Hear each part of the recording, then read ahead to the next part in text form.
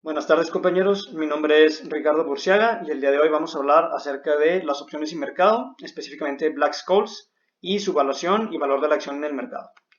Bueno, pues vamos a tratar de ver un poco acerca de las acciones, de qué son las opciones y poder explicar bien la teoría del modelo Black-Scholes y su posterior práctica, pues para comprender cómo poder nosotros utilizarlo en nuestro día a día. Bueno, antes que nada es importante recordar un poco acerca de la evaluación de acciones. Como todos sabemos, pues existe un sinfín de metodologías que permiten evaluar a una acción, las cuales pues en su mayoría incluyen estadística avanzada, metodologías matemáticas y análisis financiero. También pues muchas personas denominadas chartistas son aquellos que se fijan en las gráficas y su comportamiento en el tiempo para saber pues la proyección de la acción. Burton, en su libro El paseo aleatorio de Wall Street, explica que aun y cuando estas pues, proyecciones parecieran ser muy precisas, realmente no lo son porque pues únicamente se enfocan en algunos puntos estadísticos, pero existen tantos valores y tantos factores que afectan a la acción que realmente no es del todo preciso guiarnos en una gráfica para poder saber el comportamiento futuro de una acción. Bueno, existen tres metodologías pues, principales o métodos que nos permiten evaluar las acciones, las cuales ya vimos en clase. Hace varias semanas tuvimos los métodos basados en el valor patrimonial. La semana pasada Brandon nos presentó los métodos basados en descuentos de flujos de caja. Y hace unas 3 semanas más o menos Luis nos presentó los métodos basados en ratios bursátiles, como por ejemplo el PER, EBITDA, etc. Y pues bueno, lo único que nos faltaría es ver cómo se pueden evaluar de forma indirecta las opciones sobre acciones, las cuales vamos a ver a continuación. Bueno, para todos aquellos que no llevaron la clase de derivados o si ya la llevaron y quieren recordar un poco de qué es esto, pues bueno, un contrato de opciones es un contrato o un papel que otorga al comprador el derecho, más no la obligación de comprar un determinado activo, el cual se llama activo subyacente en una fecha futura y todo esto a un precio determinado y denominado precio de ejercicio. Y pues bueno, es muy importante que nos demos cuenta que la contraparte o quien vende el contrato, pues ellos sí tienen la obligación de cumplir con lo que está establecido a cambio de recibir una prima. Existen diferentes tipos de opciones, las cuales pueden ser americanas, en donde pues se puede ejercer la opción en toda la vida del contrato, ¿sí? Desde el primer día hasta la fecha de vencimiento, siempre y cuando pues, los contratos estén participando en mercados abiertos, o sea que sean días hábiles o que por alguna razón pues el mercado no haya cerrado. Y por otro lado se tienen las opciones europeas, las cuales únicamente se pueden ejercer en la fecha de vencimiento. También existen, por ejemplo, las opciones Bermuda, que es una combinación de ambas, pero bueno, básicamente estas dos son las principales. También, pues bueno, se tienen diferentes tipos de acciones dependiendo si son de compra, ya denominadas call, o de venta, que son las put. Un contrato de opciones de compra te permite básicamente comprar pues ese bien subyacente en un futuro, mientras que las opciones de venta son lo contrario, son cuando nosotros tenemos la oportunidad de vender un bien subyacente. O sea, básicamente si nosotros queremos garantizar la venta de algo, pues podemos fijar ese precio y nunca tener el riesgo de en cuanto vamos a vender algo. Y si el precio pues cambia o no es el esperado, pues nosotros simplemente podemos no ejercer la opción y únicamente perderíamos la prima. Ok, bueno, existen diferentes contratos listados en Mexder, que básicamente es la bolsa de mexicana en derivados, las cuales son de divisas. Básicamente nos permite tener contratos de opción tanto de compra como de venta acerca del dólar estadounidense. De $10,000 es el tamaño y es de estilo europeo. Entonces, como ya lo vimos, pues únicamente puede ejercerse al final de la fecha de vencimiento. Igual es el caso de los índices, el cual también es europeo y pues bueno, este únicamente va sobre el valor del IPC. Y también tenemos los derivados acerca de las acciones individuales, las cuales siempre son paquetes de 100 acciones y también nos permiten tener tanto opciones de compra como opciones de venta, y estas sí son un estilo americano, por lo cual pues estas pueden ejercerse cualquier día hábil. Recordemos que, pues bueno, ¿por qué son derivados? Porque precisamente derivan de otro bien subyacente, otro activo subyacente. Entonces, pues esto es lo que precisamente hace que según cómo esté el valor de este activo, pues va a ser el valor de nuestra opción. Bueno, tenemos algunas características acerca de las opciones. Antes que nada, pues existen 4 posiciones de opciones. La posición larga de contratos de compra, quienes básicamente compran los contratos de compra para poder comprar. Y pues de forma contraria está la posición corta de contratos de compra, quienes básicamente están vendiendo la opción de que la otra persona compre. O básicamente, pues sería la posición corta, sería quien acabaría vendiendo un bien, un activo subyacente, mejor dicho. Por otro lado, tenemos la posición larga, pero de contratos de venta, ¿sí? Quienes básicamente compran la posibilidad de vender algo. Y pues bueno, de forma contraria sería la posición corta en contratos de venta, que sería quienes venden la opción de vender, ¿sí? Básicamente están comprando ellos si se ejerce la opción que ellos vendieron. Bueno, vamos a pasar a la siguiente diapositiva, la cual habla básicamente de otras características muy importantes que tenemos que hablar. Primero, es muy importante saber que estas opciones tienen un valor intrínseco. ¿A qué me refiero con esto? Voy a tomar para este pequeño ejemplo el mercado de mangos, vamos a decir, ¿no? Es un activo subyacente, el cual pues es muy líquido, porque simplemente pues es algo pues que se consume todos los días. Entonces, digamos, ¿no? Si nuestro mango tiene un precio diferente al que está pactado en nuestra opción, pues nosotros podemos tener un valor intrínseco, ya sea positivo o sea negativo, ¿sí? Digamos, si nosotros tenemos un beneficio económico, estamos teniendo un valor intrínseco positivo, el cual se denomina dentro del dinero o in the money en inglés. Cuando es negativo, pues simplemente cuando perdemos un valor, sería fuera del dinero. Y cuando ambos precios son iguales, por ejemplo, si el valor actual del mango es 5 pesos y mi opción tiene un precio de ejercicio de 5 pesos, pues bueno, entonces yo estoy en el dinero, ¿no? Porque básicamente pues no estoy ni ganando ni perdiendo si yo efectúo la opción. Entonces, debido a esto, se tienen diferentes opciones. Antes que nada, las opciones dentro del dinero para una opción de compra, recordemos que es cuando nosotros podemos comprar algo, se tiene cuando el precio del activo subyacente es mayor al precio de ejercicio. Por ejemplo, si yo estoy pactando los kilos, por así decirlo, en algún país, no sé, de mangos a, vamos a decirlo, 5 pesos, y el precio del activo subyacente, o sea, en el mercado actualmente está a 8 pesos, pues nosotros estamos ganando, ¿sí? Y por eso es dentro del dinero o es positivo nuestro valor intrínseco, porque estamos comprando un bien que cuesta 8 pesos a 5 pesos. Esos 3 pesos sería nuestro valor intrínseco, pues positivo, ¿no? Obviamente, les repito, si estuviera a 5 pesos el precio del activo subyacente y nuestro precio sigue siendo 5, pues bueno, entonces pues no tendríamos ninguna ganancia y estaríamos en el dinero. Y obviamente si el costo de los mangos o el precio del activo de los mangos fuera 4 pesos y nuestro precio de ejercicio es 5, pues obviamente no lo vamos a ejercer porque simplemente podemos ir al mercado y comprarlo un peso más barato. Claro que estos son pues cuestiones teóricas, ¿no? O sea, la cantidad de activos o el valor pues es miles de unidades, ¿no? Entonces estaríamos perdiendo mucho dinero si ejerciéramos esta opción. Por otro lado, las opciones dentro del dinero, pero para una opción de venta, ¿sí? O sea, cuando yo quiero vender algo, se tienen cuando el precio del activo subyacente es menor al precio de ejercicio. ¿Por qué? Porque si el mango se encuentra en 4 pesos y yo quiero venderlo y lo pacté a 5, pues estoy vendiéndolo más caro. Entonces, no únicamente estoy eliminando el riesgo de saber que puedo vender mi producción de forma pues fija, sino aparte le estoy ganando más porque estoy vendiéndolo a un precio mayor al cual se encuentra en el mercado. Por otro lado, las opciones en el dinero pues serían igual cuando tenemos el precio de ejercicio a 5 pesos y el precio de activo subyacente de los mangos igual a 5 pesos, pues no estaría ganando nada.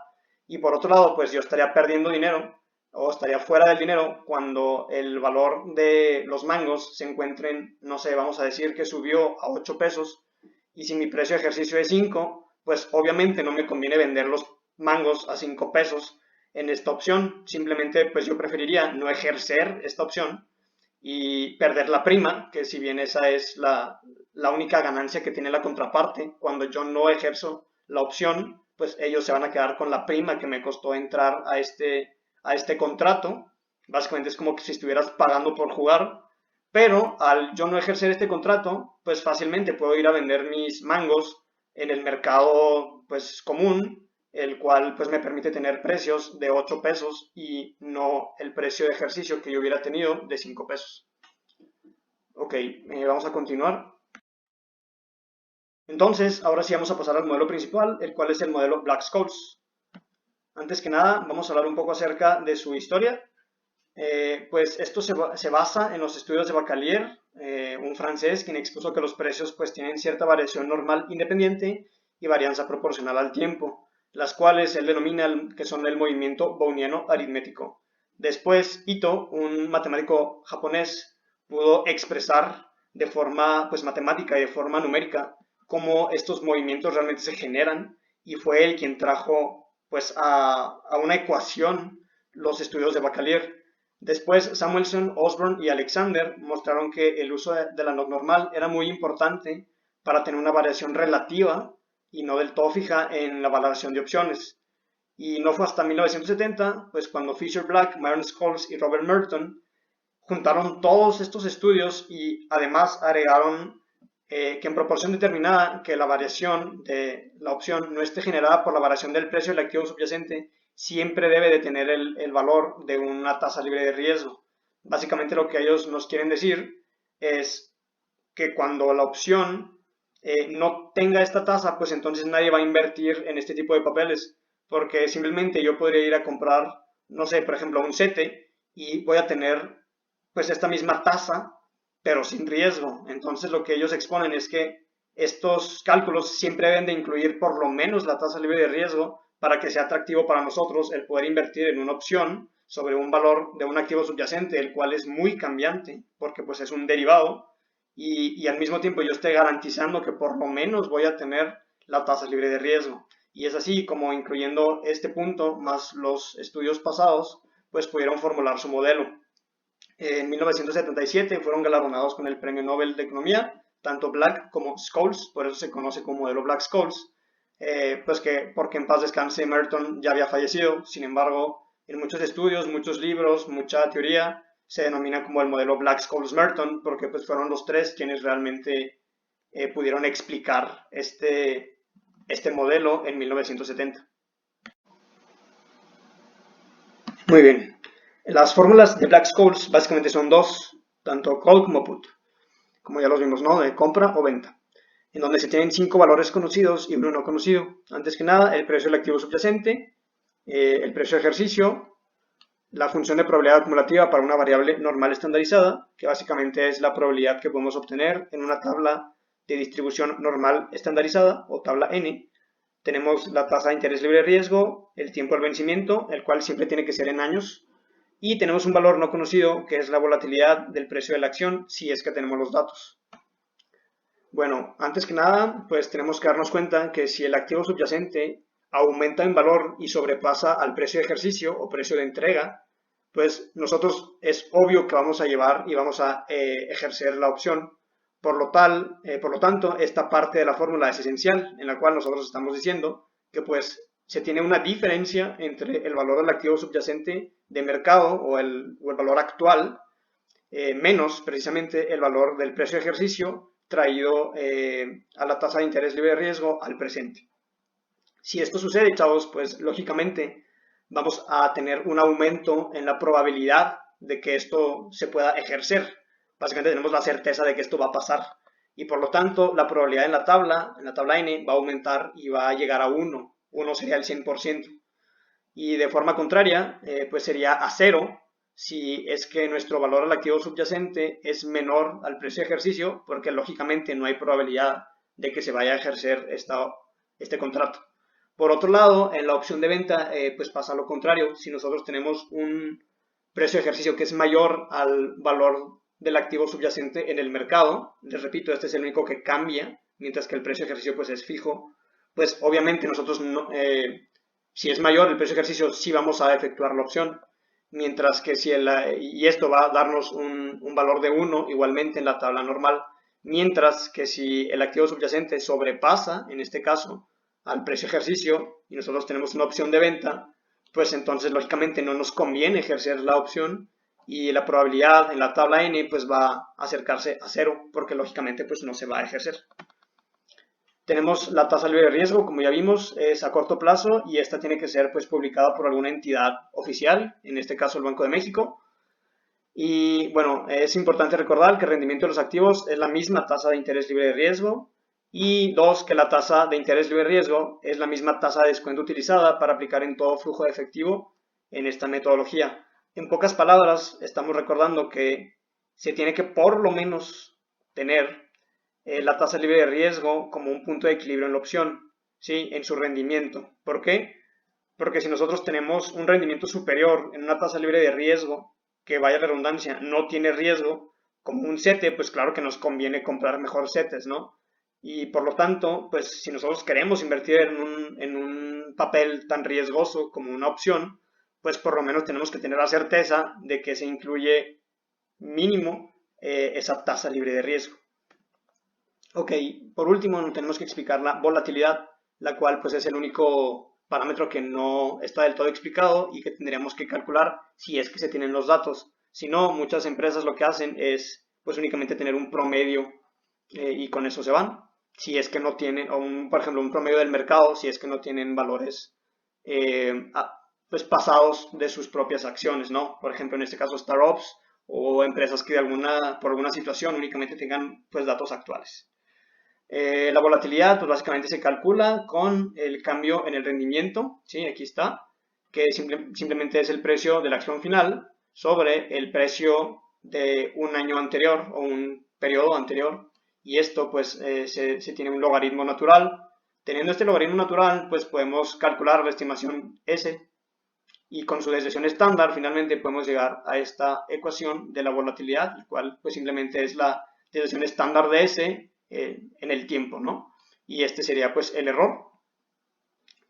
Pues para poder calcular la fórmula, reitero, en caso de que se requiera, y pues muchas veces no es el caso como en las tareas que estamos teniendo. También es muy importante decir que existe otra forma de volatilidad, la cual se denomina volatilidad implícita, en la que muchas empresas lo que hacen es que calculan el precio mejor dicho, calculan este valor sabiendo los precios de opción y pues simplemente están despejando, ¿no? Haciendo una relación matemática, y si conocemos todos los otros datos, pues podemos saber cuál es la volatilidad actual. Muy bien, chavos. Entonces, pues vamos a ver los supuestos de este modelo. ¿Y por qué tenemos que decir como tantas explicaciones? Porque realmente esta metodología, chavos, es muy compleja. Requiere el poder comprender pues cada uno de sus valores para que nosotros realmente podamos aplicar esta metodología en las opciones de acciones y posteriormente nos va a funcionar para evaluar la empresa. ¿Sale? Por eso, pues realmente es como tanta información y requiere una explicación pues muy clara acerca de todos sus parámetros. También es muy importante, chavos, que nos demos cuenta que no únicamente se utiliza, como ya estamos diciendo, para opciones de acciones, sino incluso estas fórmulas y estos supuestos, chavos, han sido ligeramente modificados para obtener otros valores. Sí, por ejemplo, divisas, tasas de interés, incluso hay forma de poder evaluar, o evaluar, mejor dicho, opciones de acciones americanas.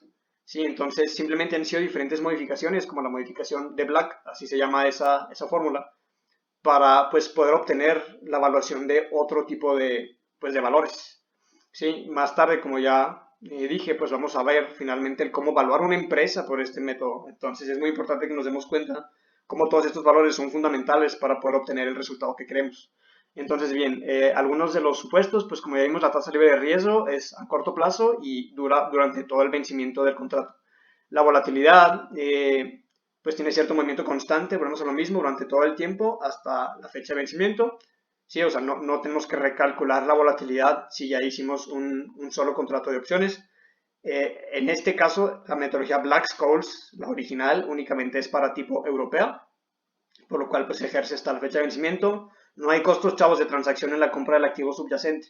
Básicamente, chavos, lo que dice esto es que aquí estamos evaluando la opción sobre el activo, ¿sí? Si yo realmente quiero quedarme con los mangos, vamos a dar el ejemplo, ya si me cuesta mucho traerlos de X país a México, pues bueno, eso ya es pues aparte, ¿no? Pero aquí nomás estamos evaluando el valor intrínseco de la opción. Y también es muy importante, chavos, darnos cuenta que la mayoría de los contratos de opciones no se llevan, no se ejercen finalmente por el cambio del activo subyacente, ¿sí? O sea, básicamente, si mi contrato tiene un valor intrínseco de X cantidad, pero mi contrato costaba 250 pesos, el papel, literalmente el papel, no ejercerlo, sino el contrato mismo, y ahora subió a 220, pues yo puedo venderlo a esos 220 y yo tengo esa ganancia pues de 20 pesos, como si fuera una acción, háganse cuenta, o sea yo realmente estoy teniendo un valor en el que cambia y me permite generar un ingreso para mí. Y yo vendo ese contrato y la persona que lo tiene capaz que también que obtiene un beneficio económico por venderlo y otra persona y otra persona y otra persona, hasta que finalmente alguien o ejerce la opción que realmente quiera, por ejemplo, quedarse con el activo subyacente, los cuales les reitero, es muy poca la gente que realmente hace eso, o bien se puede simplemente pues cancelar el contrato o mejor dicho cambiar la fecha de vencimiento por un contrato nuevo, ¿sí? Y seguir como quien dice, estar simplemente cambiando de mano la opción para pues tener cierta discrepancia de precios, ¿no? Les reitero, como una acción. Otros pequeños supuestos, pues no se tienen pagos de dividendos o intereses si es un bono. El precio del activo subyacente tiene un movimiento aleatorio, el cual pues no es fijo. Si fuera fijo, pues no tendría sentido estar haciendo este tipo de contratos porque sabríamos cuál es el futuro de este precio. Y finalmente se tiene la posibilidad de realizar préstamos acerca de este valor activo subyacente a la misma tasa libre de riesgo. En pocas palabras, yo no puedo estar jugando con una tasa en México, pero pues vendiendo el mismo activo subyacente en otra tasa en Estados Unidos. Sí, por eso cada país o cada mercado pues está bien regulado para que estos contratos pues sean legales y sean pues correctos, ¿no? Entonces, ahora sí, chavos, vamos a ver un ejemplo muy rápido para que podamos comprender pues de forma práctica cómo hacer esto.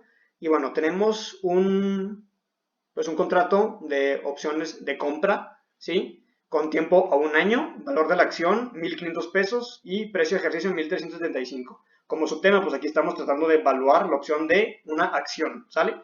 Entonces tenemos una tasa libre de riesgo de 6.33 y una volatilidad de los rendimientos del 15% que ya conocemos. En este caso la empresa ya lo conoce. Muy bien, entonces, bueno, el precio del activo subyacente ya lo tenemos, el precio de ejercicio ya lo tenemos, la función de probabilidad tenemos que calcularla, la tasa de interés ya la tenemos, tiempo de vencimiento ya lo tenemos y volatilidad ya lo tenemos. Entonces, ¿cuál sería lo primero que tenemos que calcular? Pues esa probabilidad, ¿no? Entonces, antes que nada, buscamos con la fórmula de D1 y D2 cuántos son su valor. Igual tenemos logaritmo natural del activo subyacente actual en el mercado, lo que vale en el mercado. En este momento estamos diciendo que vale 1,500 pesos. El precio de ejercicio, que ese sí es fijo, como ya vimos, siempre va a ser igual, 1,375, más, más el múltiplo o el valor de la tasa libre de riesgo, sumando, mejor dicho, la volatilidad al cuadrado entre 2, siempre es entre 2, y todo esto multiplicado por 1, que es el año, ¿no? Entre la volatilidad multiplicando igual el tiempo de vencimiento, que es un año. Ok. Esto nos da 1.07 y D2, que es casi la misma fórmula, únicamente si se dan cuenta, aquí suma la volatilidad y aquí la resta, ¿sí? Entonces es básicamente lo mismo y nos da 0.92, ¿sí? Ahora, chavos, vamos a pasar a calcular esto en tablas, ¿sí? De valor n. En las tablas de distribución normal, pues tablas n, ¿no? Entonces aquí tenemos los diferentes valores y vamos a calcular estos datos con una interpolación. Y bueno, chavos, recordando un poco la interpolación, tenemos que darnos cuenta que es muy importante saber hacerlas de forma manual, porque en muchos casos, pues sí requerimos saber con precisión cuánto es el valor de probabilidad. En este caso, miren, les voy a tratar de explicar de forma muy rápida. Antes que nada tenemos el valor de D1 de 1.07, ¿sí? Hasta ahí, 1.07. Nos vamos a la tabla, ¿sí? Y tenemos 1.0 y nos vamos hasta donde está el 7. Sí, el cual es .8577. Por eso aquí ponemos .8577. Básicamente, chavos, nosotros estamos diciendo que ya conocemos cuál es el valor hasta aquí, hasta 1.07 de probabilidad. Pero todavía nos falta el .007076. Sí, como esa pequeña parte que está entre el valor de 1.07 y 1.08. Y precisamente buscamos esa diferencia, ¿sí? Para nosotros saber cuánto es el valor de 1.07 y 1.08, ¿sí? O sea, queremos un valor que esté por encimita de 1.07, pero que no alcance todavía 1.08. Por eso ponemos la diferencia de esos valores, ¿sí? Que es 0.8599 menos 0.8577, que es el que ya utilizamos, por ese 0.007076, ¿sí? Que aquí únicamente sería el poner el punto. ¿Por qué? Porque estamos diciendo que existe el 70.76% de entre el valor de 1.07 al valor de 1.08, ¿sí? O sea, esa pequeña partecita que nos faltó, ¿sí? Y finalmente nos da un 0.859257, ¿sí? Otra vez, en el caso de D2 tenemos 92.7076, ¿sí? Entonces, básicamente, pues podemos calcular ese punto 92, muy fácil, ¿no? Punto 92, aquí está, ¿sí? Punto 8212. Si fuera únicamente punto 92, hasta ahí. Esta es la única probabilidad que necesitamos. Pero, reitero, como ahora nos falta, este caso es igual, el punto 007076, pues es como si quisiéramos calcular una pequeña partecita que está entre el 3 y el punto 02, ¿no? Entonces, precisamente volvemos a hacer lo mismo, es la diferencia entre estos dos valores, ¿sí? 0.8238 menos 0.8212 por esa pequeña fracción que nos falta, igual como hicimos la vez pasada. Entonces, nos da un punto 82304, ¿sí? En este caso, pues bueno, fueron interpolados de forma manual, lo cual es muy importante realizar y si nosotros queremos hacerlo o tenemos la posibilidad de tener algún programa avanzado como Excel, pues simplemente podemos utilizar la NormDist. Igual quise explicarlo aquí de forma manual, chavos, porque pues muchas veces tenemos que hacer esos cálculos, ¿no?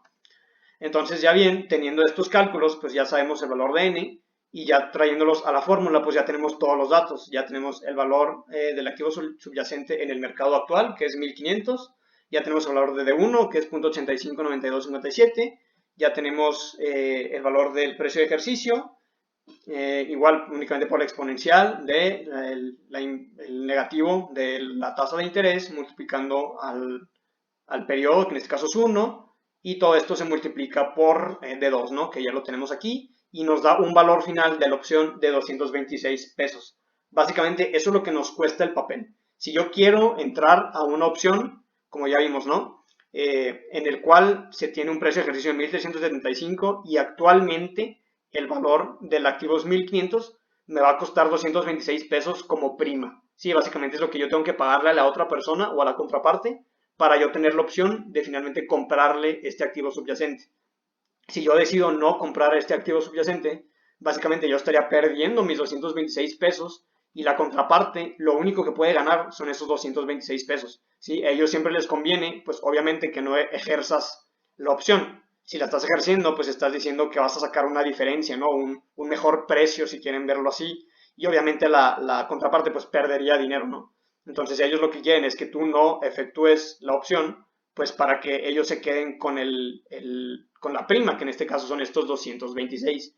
Si nosotros, chavos, nos damos cuenta que nuestro negocio no es muy factible o que el precio nunca alcanzó al precio de ejercicio, de alguna manera el valor de los mangos pues bajó, entonces únicamente nosotros pues perdimos este dinero. Es básicamente como lo que nos cuesta entrar al juego, ¿sale?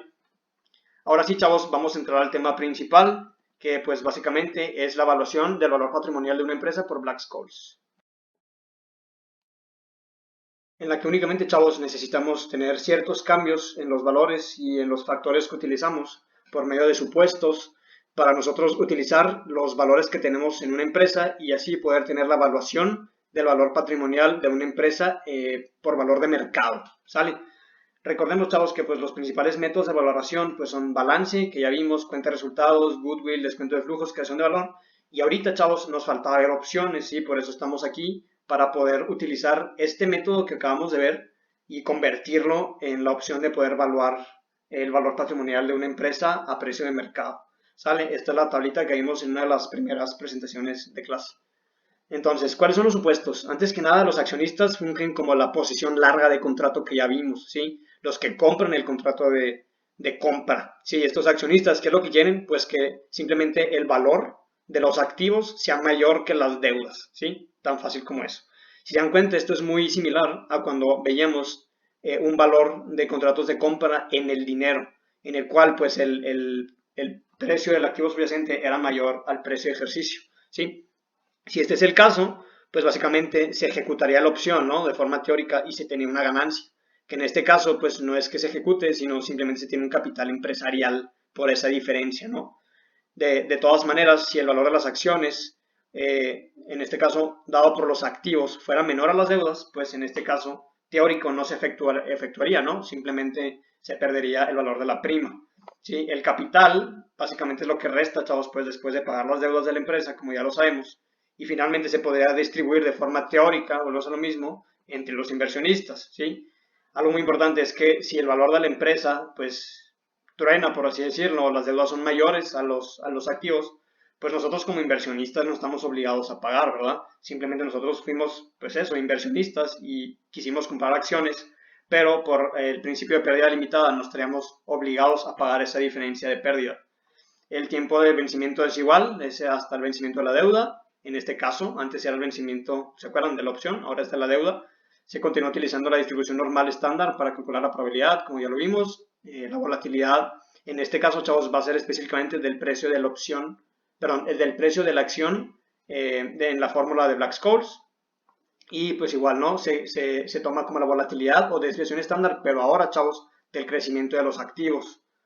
Y también, chavos, pues se pueden calcular diferentes valores, no únicamente el valor empresarial o valor patrimonial de mercado, como diferentes rendimientos, ¿no? Que ahorita vamos a ver. Y ahora sí, chavos, pues vamos a entrar a un ejemplo para poder pues, ver esto de forma práctica.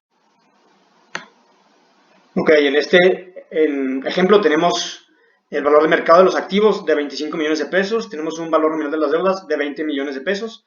Estos serían, chavos, básicamente el valor del activo subyacente, ¿sí? Que aquí vemos con la letra S0, y el precio de ejercicio con el valor K. La tasa del riesgo es 9.41, tiempo del vencimiento de las deudas 5 años, por lo cual entonces el T igual a 5, recuerden que siempre es en años enteros. Desviación estándar del crecimiento de los activos, aquí lo conocemos, ¿por qué? Pues porque no tenemos datos de otros años, que son 15%, ¿no? Ok, igual que en el ejemplo pasado, chavos, necesitamos primero calcular D1 y D2 para tener la probabilidad, ¿sale? Entonces, igual, tenemos la misma fórmula, en el cual tenemos activo subyacente a precio de mercado, tenemos el precio de ejercicio que es 20, etcétera, etcétera, y nos da 2.2357. Y el D2 nos da 1.9003, ¿sí? Si gustan realizar los cálculos, y si no, pues aquí los puse, ¿no? Igual volvemos a hacer interpolación en las tablas, como ya se lo saben, tenemos 2.23, bueno, nos vamos al 2.23 y nos da, nos da 2.23, sí, aquí está, 2.23.9871, ¿ok? Y nos falta la parte de punto 0057500609, ¿no? Aquí está, punto 57, aquí nomás es punto. Y pues por la diferencia, ¿no? Del valor de punto 23 y el valor que sería de punto 24, ¿no? Porque pues tenemos ese dato entre los dos, como ya lo vimos, que sería de punto 9875. Por eso tenemos punto 9875 menos punto 9871, que ese sería el valor de 2.23. Y pues esa diferencia se multiplica y tenemos la interpolación, ¿no? En Excel nos da datos muy similares, únicamente en 10 milésimas de diferencia. Y el de 2 pues será igual, tenía 1.9, aquí tenemos el valor de 1.9 y el valor de 1.91 que vamos a usar, pues para sacar la misma diferencia por interpolación, ¿no? Que ya vimos, 97.19 y 97.13 multiplicamos y nos da un valor de 0.9713.2. Sí, en Excel igual nos da 10 milésimas de diferencia. Entonces, ahora sí, ya tenemos el valor, únicamente lo multiplicamos en la fórmula pues, original de Black-Scholes. Recuerden, es contratos de compra forzosamente. Y entonces pues, nos da un valor de 12.54 millones de pesos. Esto, chavos, sería el valor patrimonial de mercado. Cabe recalcar, de mercado, o sea, lo que realmente vale en el mercado la empresa o simplemente el capital, ¿no? Entonces, ya con esto, pues básicamente estamos valuando nuestra empresa, chavos, de forma muy sencilla, después de comprender muy bien cómo funciona Black-Scholes. Con todo esto, pues podemos tener valor patrimonial en libros, igual, ¿no? O sea, eso sería lo que de forma directa podríamos sacar, capital igual a activos menos pasivos, pues que será 25 menos 20, 5 millones de pesos, ¿no? El price to good ratio sería simplemente el valor patrimonial de mercado de la empresa, de mercado, el que acabamos de obtener, sobre el valor patrimonial en libros, ¿sí? pues que reitero, ¿no? Este sería el directo que todos podemos sacar en una regla de 3 muy fácil. Pues esto nos da 2.5 veces. Esto nos dice, chavos, que en el mercado hay más potencial de crecimiento, pero también más riesgo de lo que se puede tener simplemente pues de forma numérica, ¿no? O de forma nominal. Entonces, esto nos dice que podemos crecer 2.5 veces más en valor de mercado, ¿sí? En lo que realmente vale nuestra empresa, no lo que dice que vale, pero también podemos tener más riesgo, ¿no? También, pues bueno, tenemos el valor de mercado de la deuda, ¿sí? Volvemos a lo mismo, de mercado, o sea, cuánto realmente vale nuestra deuda en el mercado actual, ¿sí? A este día, pues simplemente serían los activos, igual, ¿no? Activos menos el valor patrimonial, igual como si fuera la regla de 3 de capital, igual activo menos pasivo, pues bueno, pasivo igual a activo menos capital, ¿no? Entonces serían los 25 millones de pesos de activos, que estos, pues como es el valor del activo subyacente, están a precio de mercado, ¿sí? Por eso pues van cambiando, ¿sí? Como ya vimos en las opciones. Menos los 12.5 que acabamos de calcular, que son el valor patrimonial de mercado. Entonces esto nos da 12.45 millones de pesos de valor de mercado también de la deuda. Ahora con esto estamos viendo que es inferior a los 20 millones de pesos pues nominales que tenemos, ¿no? De deuda. O sea, básicamente son 20 millones, pero a precio de mercado realmente valen 12.4.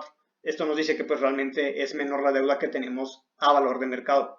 También con esto, chavos, pues se puede calcular el rendimiento de la deuda al vencimiento, el cual precisamente es el valor de las deudas pendientes sobre el valor del mercado de las deudas, ¿sí? Igual como pues como si fuera un ratio, y esto pues únicamente se le haga a 1 sobre el tiempo, pues para traer a presente, y sobre todo el poder tener en porcentual, ¿no?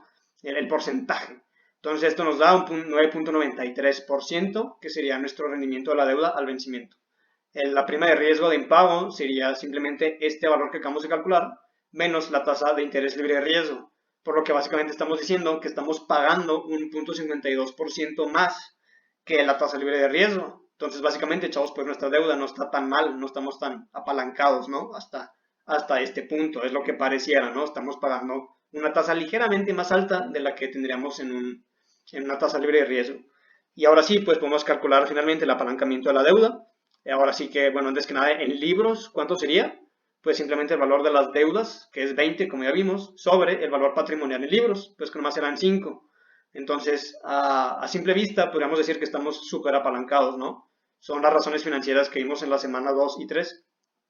Pero si nos damos un apalancamiento real o un apalancamiento de la deuda a capital en mercado, ¿cuánto vale conforme a nuestro mercado hoy en día?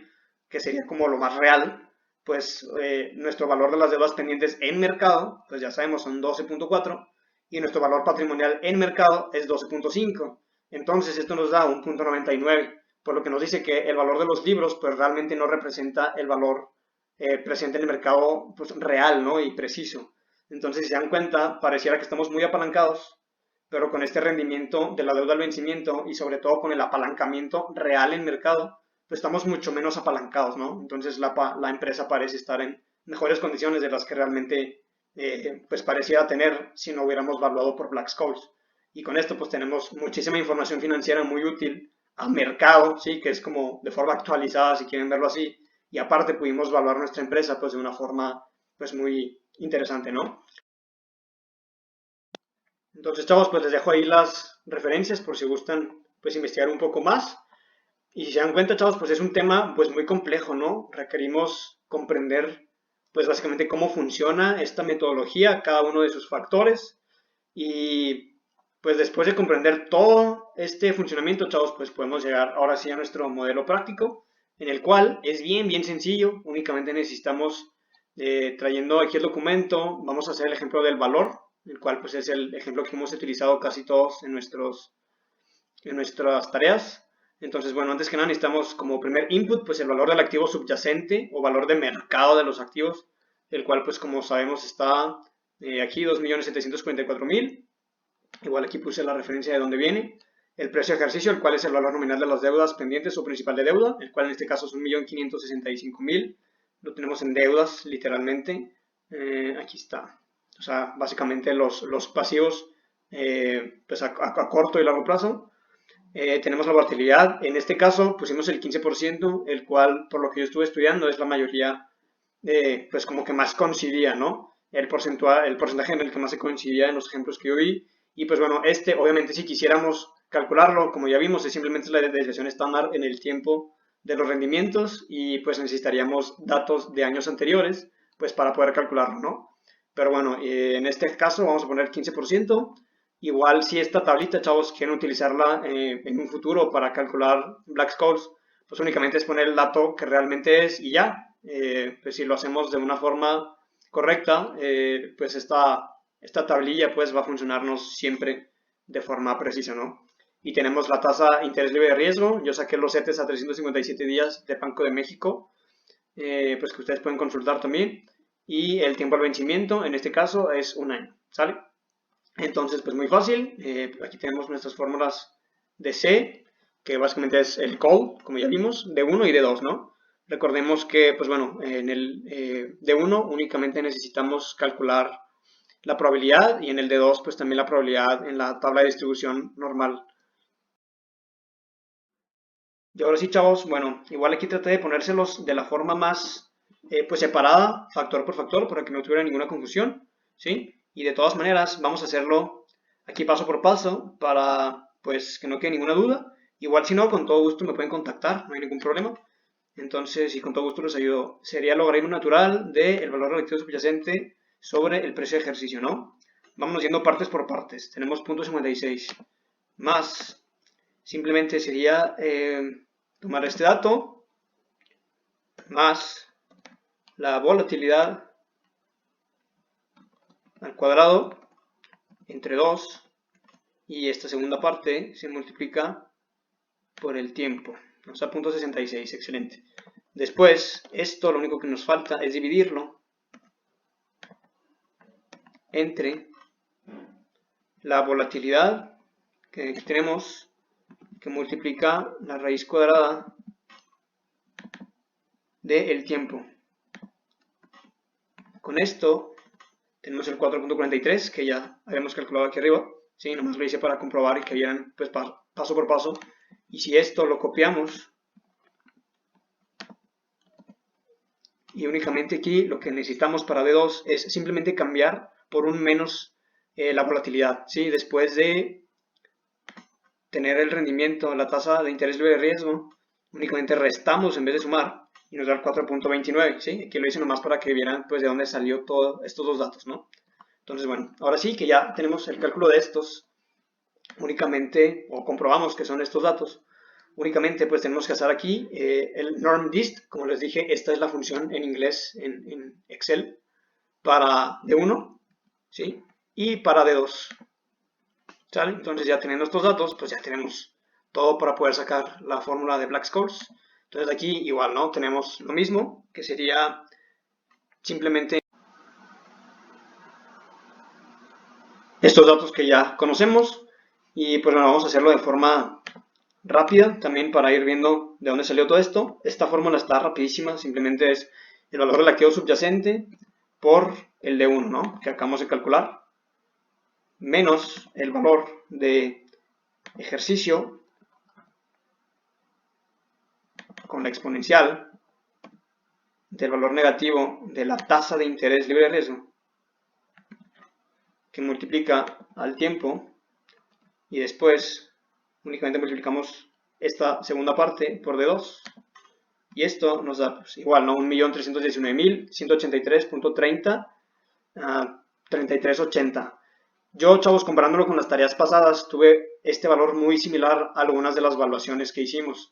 Ahí para que ustedes pues también las verifiquen, ¿no? Con esto ya comprobamos pues cómo podemos utilizar Black-Scholes, chavos, para poder obtener valor patrimonial, sobre todo lo más importante, a precio de mercado, lo cual es muy interesante, ¿no?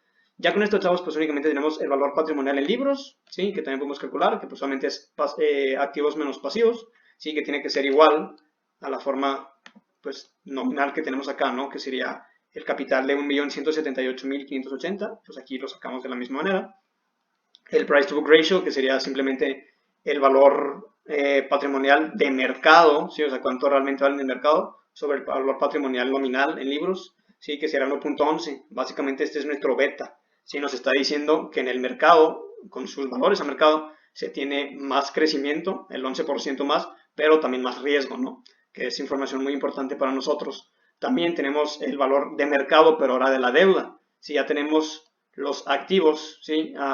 Valor de mercado, porque están cambiando, estos pues se van actualizando, ¿no? Día a día, por eso cambia el valor del activo subyacente, menos el valor patrimonial ahora de mercado, ¿sí? Simplemente igual, ustedes saben, ¿no? Capital igual activos menos pasivos, pues bueno, igual nomás lo despejamos y tenemos esta deuda a mercado de 1.424.000, que es inferior, chavos, a este 1.565.000 que teníamos antes. Esto nos dice que a mercado, pues nuestra deuda vale poquito menos, lo cual nos conviene. También con esto, pues tenemos el rendimiento de la deuda al vencimiento, que básicamente es el valor nominal de las deudas sobre el valor de mercado de las deudas. Y esto pues se eleva a 1 sobre el tiempo, que en este caso es 1, y se resta 1 para pues poder tener este 9.8%, ¿sí? Que básicamente representa pues el rendimiento de la deuda al vencimiento. La prima de riesgo de impago sería simplemente la diferencia entre este rendimiento de la deuda al vencimiento y la tasa de interés libre de riesgo, lo que nos dice que básicamente estamos pagando un 0.45 más que la tasa de interés libre de riesgo en deudas. Entonces, pues realmente no es mucho, estamos pagando pues menos de un 0.5% en nuestras deudas arriba de la tasa de interés, pues pareciera que fue una buena decisión la que tomó la empresa. Y esto lo podemos ver también con este dato de apalancamiento, que simplemente es el valor de las deudas pendientes en libros, ¿sí? Aquí lo tenemos, que es 1.565.000 sobre el valor patrimonial en libros, ¿sí? Para ver qué tan apalancados estamos según los libros, que sería 1.32.